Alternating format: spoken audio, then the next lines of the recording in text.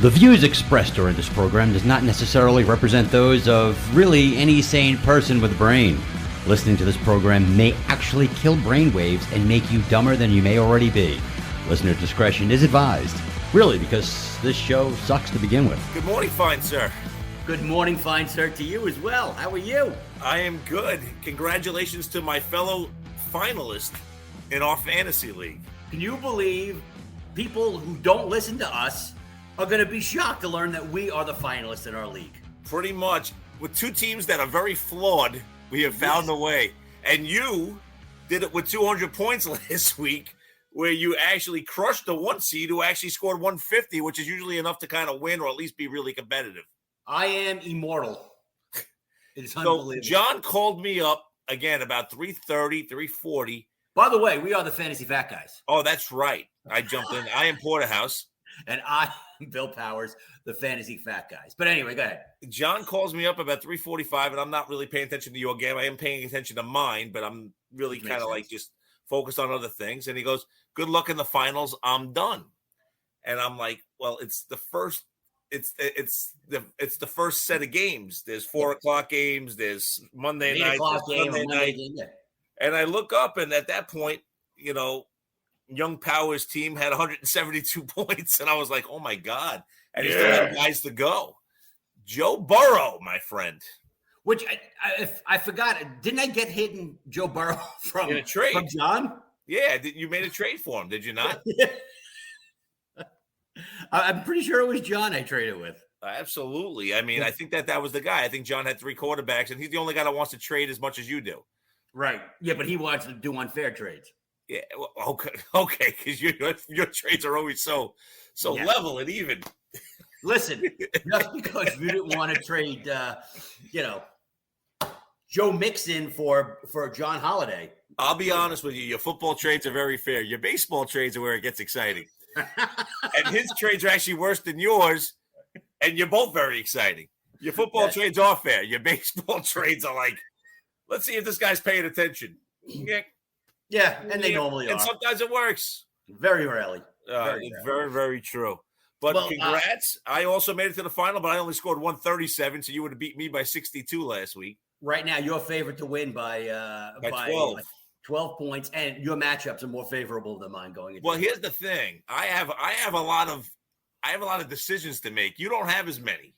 Your squad is pretty well set. I sit there and I'm like, well, I could play the 49er defense against the Texans, who exploded against the Chargers last week. Mm-hmm. Or I could play the Bills defense at home against the Falcons.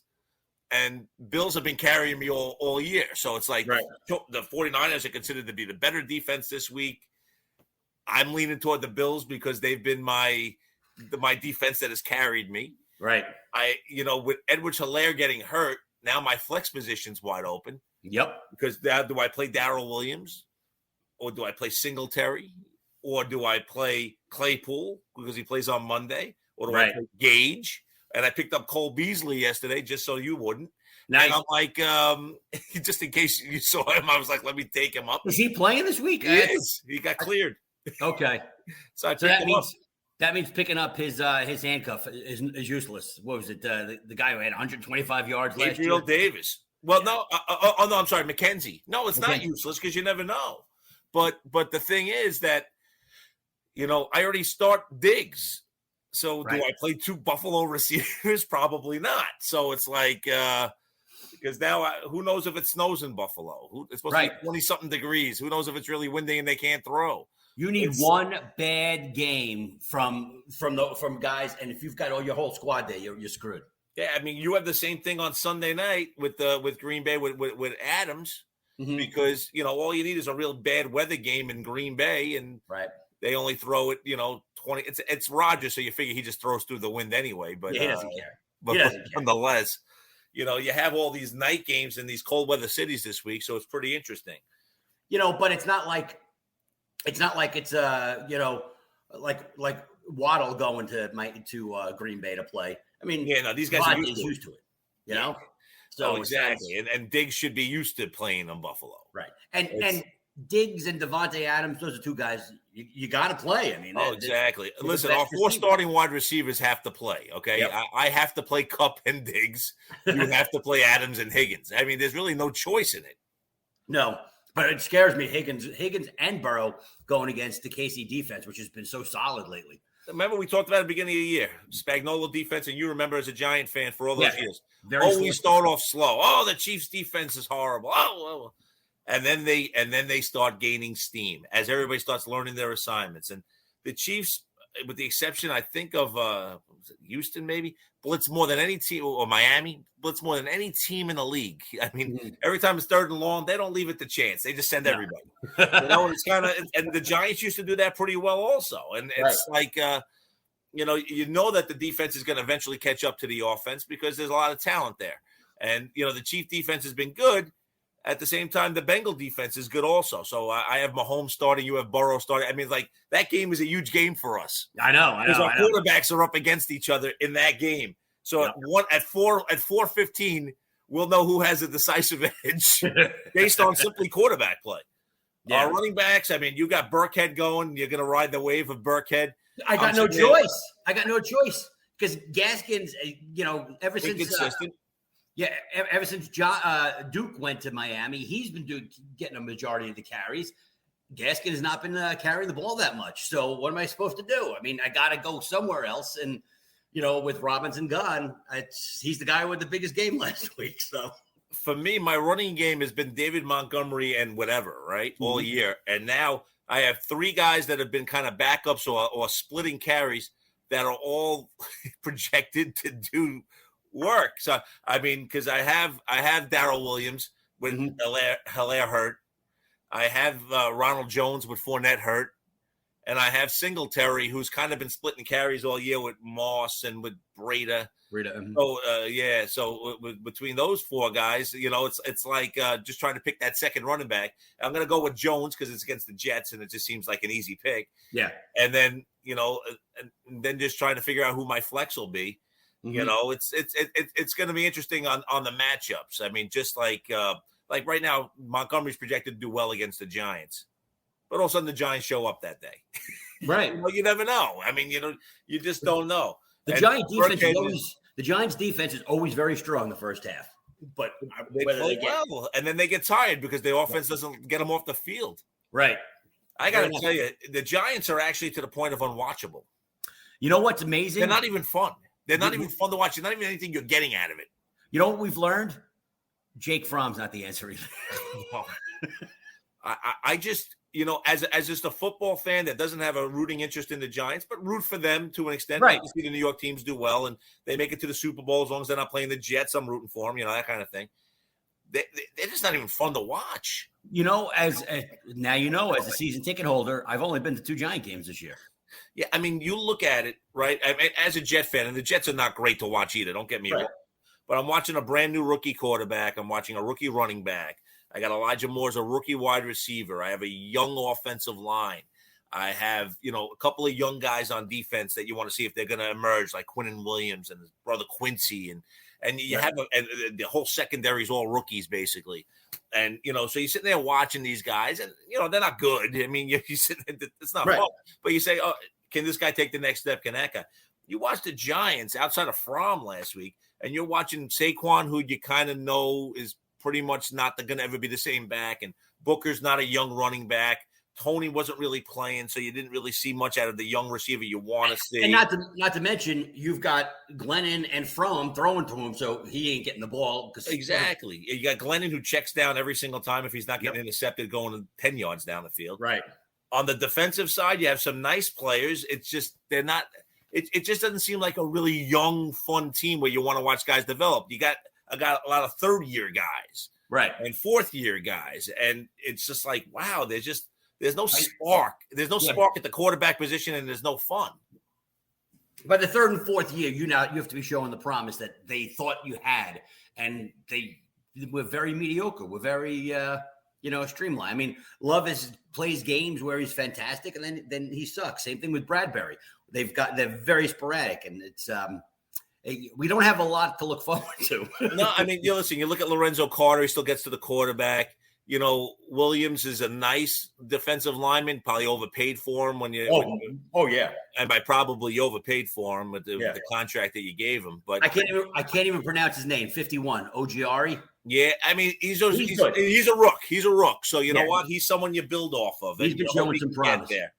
But the thing is, by the second half, these guys are gassed. So a game that's 3-3 or 10-3 or 7-3, by the second half, these guys have been on the field all day. They're exhausted. And then it's 34-10. And again, and then an Eagle team that's not very good. Nope. Runs amok. The team that you beat the first time, right? You beat the Eagles the first time. Yes, we did. Amok. So one of the funnest games of the day last week, just by the way, was the Seattle versus Chicago game, because the Jets and Giants both had rooting interest. I'm rooting for Chicago. You're rooting for Seattle. Yep. Just because we want our second first-round draft pick to be really good. And miraculously, out of nowhere, the Bears come back and win that game. And to be honest with you, when you're a bad team, I like going for two at the end. Either we're going to win or lose, and we're not playing overtime. You have nothing to play for, so there's no reason not to. And the Bears got away with it, and it worked. And you see that the Bears can actually win games when they have a competent quarterback that can throw to his left and his right. Mm-hmm. I'm not saying Fields can't run like the wind, but until he learns how to throw passes on the left side of the field, it's pretty easy to cover his receivers.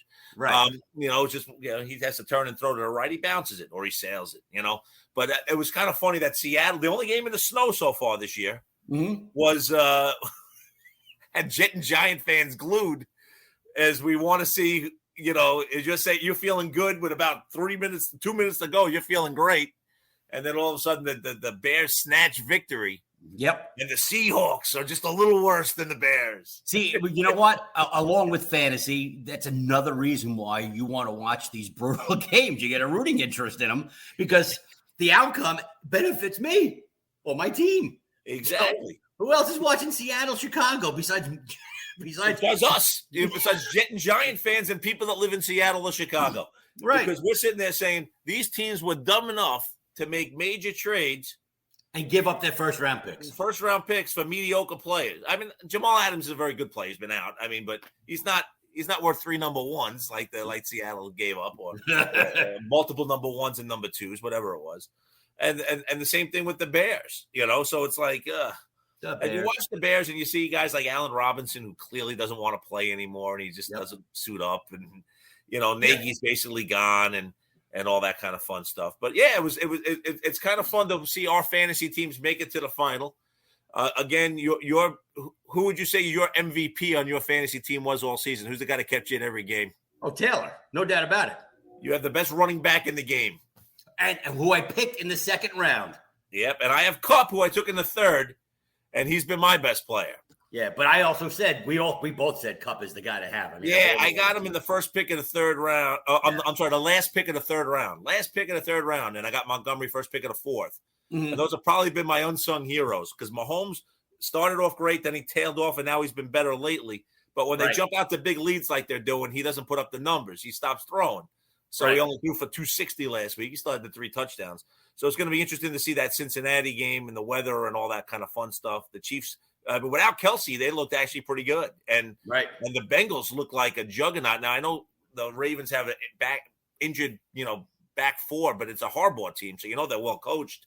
Right. But they were also playing with a backup to the backup. I mean, Huntley got COVID just before the game started. So, you're the third string guy. And but it's not like it's a third string kid you never heard of, like Fromm. Right. It was Josh Johnson, who's been in the league for like 10 years. Yeah, and he's played like 5 games. I mean, it was the defense that lost the game for the Ravens, not the offense. But, one of the most amazing things for me was when I saw at the half they were up so big, I was like, okay, this is where I'm going to be. Maybe I had, like Burrow and Higgins had like 30 points or something like that. But then I forgot all about the Ravens trying to keep their streak alive with 100-yard rushing games, and they rushed with like 2 seconds left in the game to break the record. And Burrow remembered, and they kept on throwing. They were aggressive the entire game. They were. I mean, people like to run it up on the Ravens because Harbaugh's kind of a prick. Mm-hmm. And, just like they don't mind running it up on Belichick because he's kind of a prick. Yeah. So this week's games are interesting. Brady, maybe his last visit ever to play the Jets and beat us up by 30 or 40 like he usually does.